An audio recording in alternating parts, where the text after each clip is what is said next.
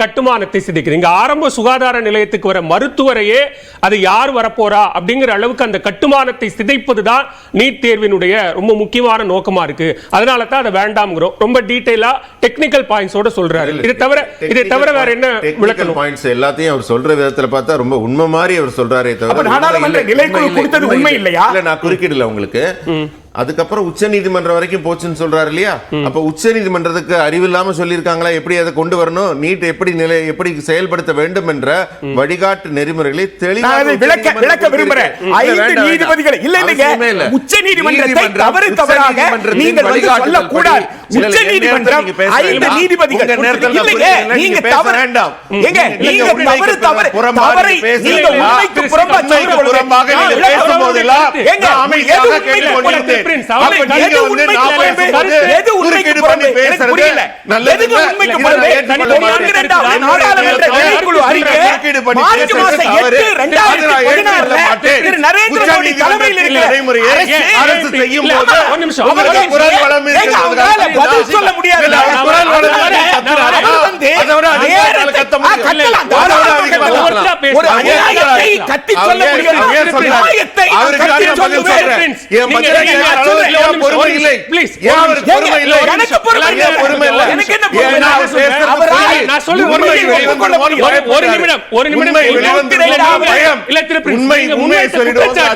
பதில் வாங்கிக்கிறேன். மறுபடியும் நீங்க தாராளமா பதில் சொல்லுங்க. உங்களுக்கு நான் நேரம் தரேன்.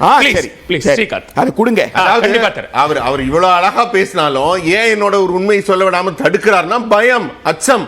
ஏன்னா இவங்க வந்து ஆளும் கட்சிக்கு கால்ரா அடிச்சு ஆளும் கட்சிக்காக உச்ச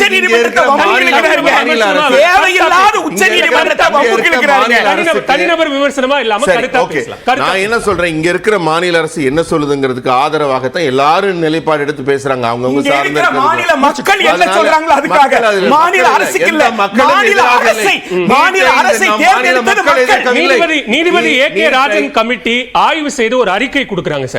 அந்த அறிக்கையை யாரிடம் அவர்கள் ஆய்வு நடத்தியது யாரிடம் சார்? நீட் தேர்வு எழுதின மாணவர்களிடம், எழுத போற மாணவர்களிடம், அவருடைய பெற்றோர்களிடம், தமிழ்நாட்டு மக்களிடம். அந்த அறிக்கை அப்ப தமிழ்நாட்டு மக்களினுடைய போய் மாணவர்கள்ட்ட நடத்தல, எனக்கு கொடுக்கப்பட்டதுன்னு அவர் தெளிவா எழுதி இருக்காரு. அத்தனை மாணவர்கள்ட்டையும் நாங்க கேட்டோம்னு ஒரு தரவை கொடுத்திருக்காங்க. அது நாடகம், ஒப்பனை, அது செய்யப்பட்டது. அதனால அது உண்மையே கிடையாது. அப்படி இருந்தா இன்னைக்கு எத்தனை அரசு பள்ளியில படித்த மாணவர்கள் நீட்ல தேர்வாயிருக்காங்கன்னு பார்க்க சொல்லுங்க. இங்க இருக்க மாணவர்களோ பெற்றோர்களோ நடத்தவே இல்லை, நீட்டுக்கு எதிர்த்து அவங்க போராட்டம் பண்ணவே இல்லை. இவர் சொன்னார்ல, ரொம்ப தெளிவா டாக்டர் சொன்னார் தெரியுங்களா? தனித்தனி தேர்வுகள், ஒவ்வொரு மாணவனும் 20 தேர்வு எழுத வேண்டியிருந்தது. ஜிப்மருக்கு ஒரு தேர்வு, எய்ம்ஸ்க்கு ஒரு தேர்வு, தனியார் பல்கலைக்கழகங்களுக்கு ஒரு தேர்வுன்னு ஒவ்வொரு காலேஜும் நடத்துறாங்க. இங்கே அங்கேயே ஓடிட்டு இருந்தான். அத்தனை பேருக்கும் ஒரே தேர்வாக கொடுத்து மிகப்பெரிய தீர்வு கொடுத்திருக்கு. இரண்டாவது, அவன் வாங்குற மதிப்பின் அடிப்படையில் அவனுக்கு இடம் கிடைக்குது. எத்தனை ஏழை எளிய மாணவர்கள் இன்னைக்கெல்லாம் வந்து டாக்டர் ஆயிருக்கும் சந்தோஷப்படுறாங்க. நீட்ல இருக்க நன்மைகளை பார்க்காமல் இவர் மூச்சு முட்டை அவர் சொன்ன டாக்டர் என்ன சொன்னார்? ஒரே ஒரு விஷயம், தனித்தனி தேர்வுகள் நடந்ததுன்னு அவரு தான் சொன்னார். ஏகப்பட்ட தேர்வுகள் நடந்திருக்கு, தனித்தனி நிறுவனங்கள் குமார் அவர்களுக்கு மேற்கோள் காட்டின அந்த உத்தரப்பிரதேசத்தில் கைது செய்யப்பட்ட ரவி அத்ரி ஒரு மெடிக்கல் காலேஜ் ஸ்டூடெண்ட். அவர் வந்து டிஸ்கண்டினியூ பண்ணிட்டு இந்த பேப்பர் லீக் மாதிரியான விஷயத்துக்குள்ள வராரு. அங்க அவங்களுக்கு அந்த கும்பலா செயல்படுற அந்த கும்பலுக்கு சால்வர் கேங் அப்படின்னு ஒரு பேர் வைக்கப்பட்டிருக்கு. அந்த கும்பலினுடைய தலைவன் தான் ரவி அத்ரி. அவர் ஹரியானால வச்சு கைது செய்யப்படுறாரு. அவர் ஏன் மெடிக்கல் டிஸ்கண்டினியூ பண்ணிட்டு இந்த பேப்பர் லீக் வேலைக்கு வரணும்? நீங்க அதை இதையும் நீங்க இப்ப நம்ம எப்படி சார் இது மாறி போறோம்? நம்மளுடைய பேச்சு மாறி ஒரு தனிநபர் அவர் படிப்பை டிஸ்கண்டினியூ பண்ணதுக்கு 1000 ரீசன் இருக்கலாம். நீங்க அதை வந்து இந்த வணிகம் செய்யறதுக்காக தான் டிஸ்கண்டினியூ பண்ணாரு. சார், வணிகம் நடக்குதுங்கிறது அப்ப உண்மைதானே சார்? இல்ல இதை ஒட்டிய வணிகம் நடக்குதுங்கிறது உண்மைதானே? டாக்டர் படிக்காம போனதுக்கு பல காரணம் இருந்திருக்கலாம், அதனால பண்ணிருக்கலாம். முக்கியமா நான் இவருக்கு சொல்ல வந்த பதில் என்ன, தனித்தனி நிறுவனங்கள் கொள்ளை லாபம் சம்பாதித்துக் கொண்டிருந்தன. அதிலிருந்தெல்லாம் மாணவர்கள் மீட்டெடுக்கப்பட்டிருக்கிறார்கள் நீட்டினால. அது ரொம்ப ஒரே நாடு ஒரே பார்வை பண்பாட்டு சிதைப்பு, இதுக்கு சம்பந்தம் இல்லாத ஒரு விஷயத்தையும் பேசினாரு.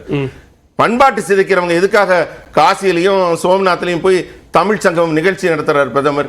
ஒவ்வொரு பண்பாட்டையும் தனித்தனியாக மதிக்கிறோம். அந்தந்த பண்பாடு கலாச்சாரம் இந்தியாவோட பெருமைகள்ங்கிறாரு. தமிழ் வந்து உலகின் தொன்மையான மொழின்னு நான் பெருமைப்படுறேங்கிறாரு. நம்ம எல்லாம் சொல்லாத தமிழனா நம்ம சொல்லாதெல்லாம் பிரதமர் பெருமைப்படுறார். அதனால எந்த பண்பாட்டு அழிப்பு நடவடிக்கையிலும் பாஜக ஈடுபடவில்லை. ஒவ்வொரு பண்பாட்டையும் கொண்டாடுகிறது. ஒரே நாடுன்னு வரும்போது எல்லோருக்கும் சம வாய்ப்பு வழங்கப்பட வேண்டும் என்பதற்காக உருவாக்கப்பட்டது. அதில் சில குறைபாடுகள் கண்டிப்பாக வெளிவந்திருக்கிறது. அதை இந்த அரசு இரும்பு கடம் கொண்டு அடக்கும். சும்மா இங்க இருக்கிற மாதிரி இனி கள்ளச்சாராய சாவு வராது, நாங்கெல்லாம் பிரமாதமா நடத்துறோம், இங்க முதல்வர் சொன்னாரு, அந்த மாதிரி இருக்காது. உண்மையான தீர்வுகள் விரைவில். சூர்யா பதில் சொல்லிட்டு